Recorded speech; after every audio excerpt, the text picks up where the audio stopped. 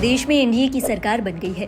नरेंद्र मोदी तीसरी बार प्रधानमंत्री बने हैं। नरेंद्र मोदी के साथ ही 71 लोगों को मंत्री बनाया गया और फिर विभागों का बंटवारा भी कर दिया गया।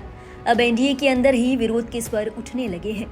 महाराष्ट्र में एनडीए की सहयोगी पार्टी शिंदे गुट की शिवसेना के सांसद ने मोदी कैबिनेट में पार्टी के किसी सांसद को शामिल नहीं करने पर नाराजगी जाहिर की है। पहले उप मुख्यमंत्री अजीत पवार की पार्टी ने नाराजगी जताई और अपने किसी सांसद को मंत्री पद की शपथ लेने नहीं दिया। और अब शपथ ग्रहण के बाद मुख्यमंत्री एकनाथ शिंदे की अगुवाई वाली शिवसेना ने भी नाराजगी जाहिर की है। शिंदे गुट की शिवसेना की शिकायत है कि उनके 7 सांसद होने के बावजूद एक राज्य मंत्री का पद दिया गया, जबकि उनसे कम सांसदों वाले दलों को कैबिनेट पद दिया गया है।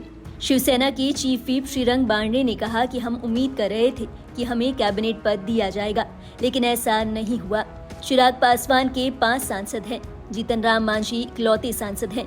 एचडी कुमारस्वामी की पार्टी के भी 2 सांसद हैं। फिर भी उन लोगों को कैबिनेट मंत्री का पद दिया गया, जबकि हमारे पास तो 7 सांसद थे। फिर भी राज्य मंत्री का एक ही पद क्यों दिया गया? श्रीरंग बारने ने दावा किया कि उनकी पार्टी शिवसेना को उनकी स्ट्राइक रेट को देखते हुए कैबिनेट पद दिया जाना चाहिए था। एनडीए की पुराने सहयोगी शिवसेनाएं कई सालों से केंद्रीय नेतृत्व को, केंद्रीय संगठन को शिवसेना पार्टी साथ देते आई। कल के शपथ विधि ग्रहण में शिवसेना पक्ष को होम का ये मिला, एमओएस मिला है, लेकिन मुझे लगता था कि कैबिनेट मंत्री मिलना चाहिए। कई सारी ऐसी छोटी पार्टी है, जैसे कि मांझी जी की, कुमारस्वामी जी की, उनके पार्टी के कुमारस्वामी जी के 2 एमपी है, मांझी जी का 1 एमपी है और पासवान जी का 5 एमपी है। तो हमें लगता था कि हमें कैबिनेट मंत्री एक दिया है, वो कैबिनेट मंत्री मिलने की अपेक्षा थी हमारी। नाराजी नहीं, शिवसेना के साथ भेदभाव हुआ है? बिल्कुल नहीं, बिल्कुल नहीं। ये सब पूरी बात माननीय शिंदे साहब और बीजेपी के वरिष्ठ नेता बैठ के बात की है। मैं कई सालों से संसद रह चुका हूं।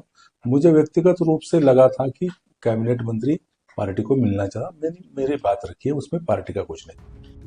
बारने इतने पर ही नहीं रुके। उन्होंने सहयोगी अजीत पवार की एनसीपी का भी उल्लेख किया और कहा कि जो शख्स परिवार से बगावत कर आपके साथ आया, उसे कम से कम एक कैबिनेट पद मिलना चाहिए था। उन्होंने भाजपा सांसद उदयन राजे भोसले को भी मंत्री पद नहीं मिलने पर नाराजगी जाहिर की।